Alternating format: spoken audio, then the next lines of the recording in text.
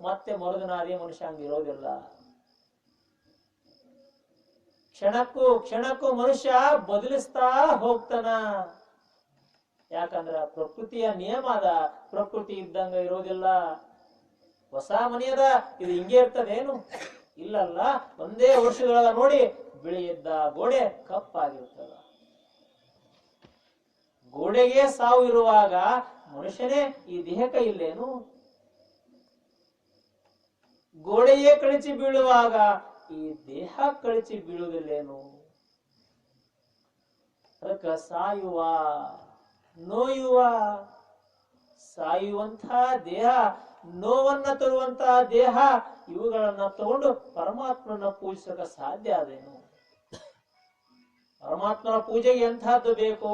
ಶುದ್ಧವಾದ ಚೈತನ್ಯವಾದ ಮನಸ್ಸ ಬೇಕು.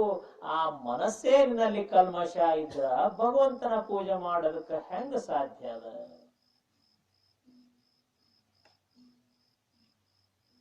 ಇಂಥ ಜಗತ್ತದ ಅಂದ್ರ ಇಲ್ಲೆಲ್ಲವೂ ವಿಚಿತ್ರ ವಿಚಿತ್ರ ವಿಚಿತ್ರ. ಯಾವುದು ಶಾಶ್ವತವಿಲ್ಲದ ಜಗತ್ತು, ಯಾರ ಮೇಲೂ ನಂಬಿಕೆ ಇಲ್ಲದಂತ ಜಗತ್ತು.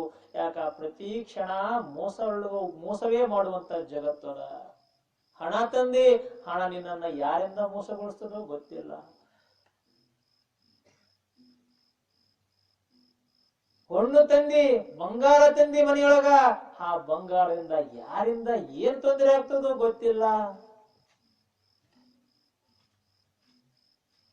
ಬಂಗಾರ ಅಂದ್ರೆ ಸಣ್ಣದೇನು, ನೋಡೋದಕ್ಕೂ ಹೊಳಪಾದ, ಆದ್ರ ಮನಸ್ಸನ್ನೇ ಕೆಡಿಸುವಂತ ರೂಪ ಅದ್ರಾಗ. ಒಂದು ಕಾಲ ಇತ್ತು, ಬುದ್ಧನ ಕಾಲ. ಬುದ್ಧನ ಕಾಲದೊಳಗ ಒಬ್ಬ ಸನ್ಯಾಸಿ ಇದ್ದ.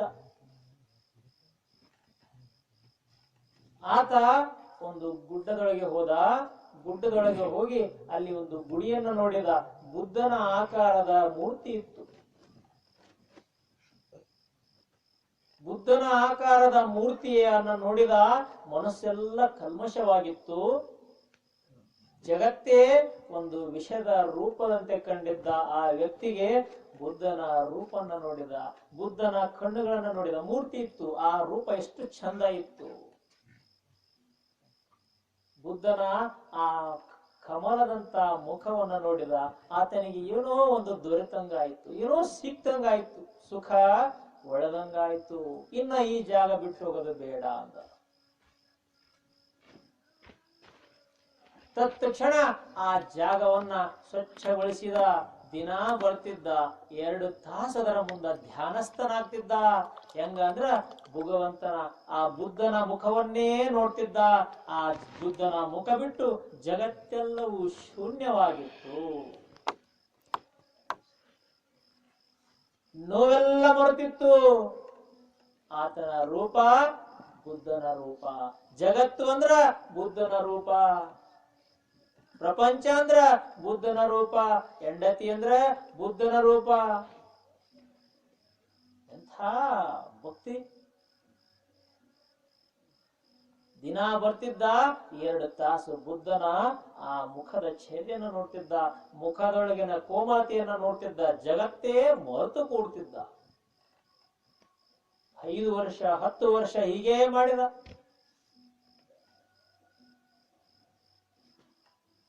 ಈತನ ಸುದ್ದಿ ಊರು ಸುದ್ದಿ ಎಲ್ಲ ಸುತ್ತರಿತು.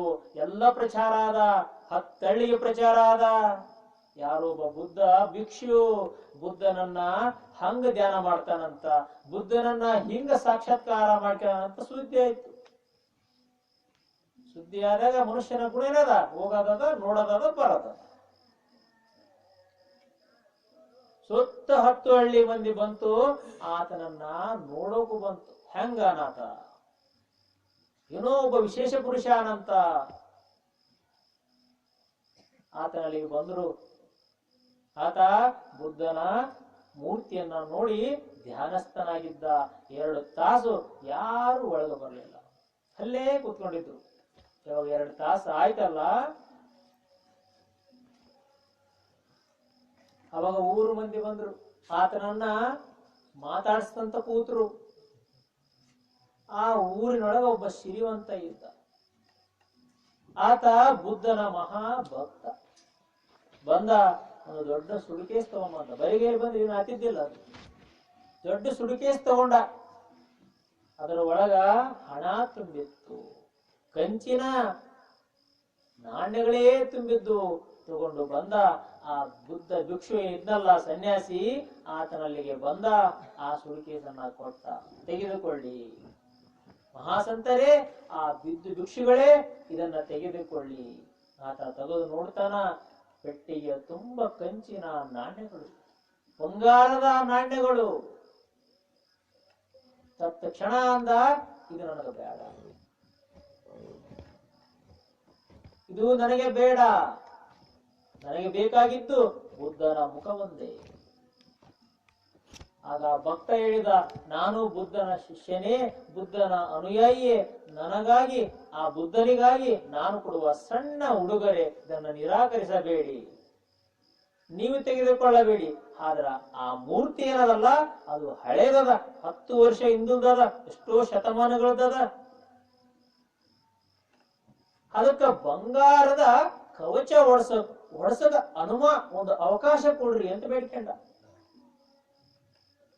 ಆ ಬುದ್ಧನ ಮೂರ್ತಿಗೆ ಹಳೇದ, ಅದಕ್ಕ ಒಳಪಿಲ್ಲ, ಅದಕ್ಕ ಒಂದು ಬಂಗಾರದ ಕವಚವನ್ನ ಓಡಿಸ್ತೀನಿ, ಅದಕ್ಕಾದ್ರೂ ಅವಕಾಶ ಕೊಡ್ರಿ ಅಂತ ಆ ಭಿಕ್ಷು ಅವಕಾಶ ಕೊಟ್ಟ. ಮರುದಿನ ಬಂದ, ಕವಚ ಹೊಡೆದ್ರು. ಯಾವ ಕಲ್ಲಿನ ಮೂರ್ತಿ ಇತ್ತಲ್ಲ, ಅದು ಈಗ ಬಂಗಾರದ ಮೂರ್ತಿ. ಕಲ್ಲಿನ ಮೂರ್ತಿಯೇ ಅಷ್ಟು ಒಳಪಿತ್ತು ಅಂದಾಗ, ಈಗ ಬಂಗಾರದ ಮೂರ್ತಿ ಅದ. ಎಂಥ ಒಳಪಿರಬೇಡ, ಎಂಥ ಕಣ್ಣಿರಬೇಡ. ಯಾವಾಗ ಬಂಗಾರದ ಮೂರ್ತಿ ಆಯ್ತೋ, ಅದಕ್ಕೆ ರಕ್ಷಣೆ ಶುರುವಾಯ್ತು. ಇಷ್ಟು ದಿನ ಬೈಲಿ ಕೂಡ್ತಿದ್ದ, ಯಾರು ಬಂದ್ರೇನದ, ಯಾರು ಹೋದ್ರೇನದ. ಆದ್ರೆ ಈಗ ಬೈಲಿಲ್ಲ, ಹೋಯ್ತು ಬೈಲು. ಕಟ್ಟಡ ಶುರುವಾಯ್ತು. ಯಾತಕ್ಕಾಗಿ? ಬುದ್ಧನ ರಕ್ಷಣೆ ಮಾಡೋದಕ್ಕಲ್ಲ, ಬಂಗಾರ ರಕ್ಷಣೆ ಮಾಡೋದಕ್ಕ. ಇಷ್ಟು ದಿನ ಆ ಬಯಲಿಗೆ ಕೂಡ್ತಿದ್ದ, ಬಯಲು ಹೋಯ್ತು. ಯಾರ ರಕ್ಷಣೆಯ ಹಂಗಿಲ್ಲದಂತೆ ಆ ಬುದ್ಧ ಕೂಡ್ತಿದ್ದ. ಇನ್ನು ಮೇಲೆ ರಕ್ಷಣೆಯ ಅವಶ್ಯಕತೆ ಬಂತು. ಸಾಯಂಕಾಲ ಆಯ್ತು, ಧ್ಯಾನದ ಸಮಯ ಬಂತು. ಬಂದ, ಬುದ್ಧನ ಮೂರ್ತಿಯ ಮುಂದೆ ಕೂತ, ಕುಳಿತು ಕಣ್ಣು ಮುಸ್ತಾನ. ಬುದ್ಧನ ರೂಪ ಹೋಗ್ಯದ. ಇವತ್ತು ಬುದ್ಧನ ರೂಪ ಕಾಣ್ತಾ ಇಲ್ಲ. ಏನು ಕಾಣಕತ್ತದ? ಬಂಗಾರ ಕಾಣಕತ್ತದ. ಇಷ್ಟು ವರ್ಷ ಕಂಡ ಬುದ್ಧ ಒಂದೇ ಕ್ಷಣದೊಳಗ ಮರೆಯಾದನಲ್ಲ ಮನುಷ್ಯನೇ. ಯಾರು ಮರೆ ಮಾಡಿದರು? 10 ವರ್ಷ ಕಂಡ ಬುದ್ಧನ ಮೂರ್ತಿ ಇವತ್ತು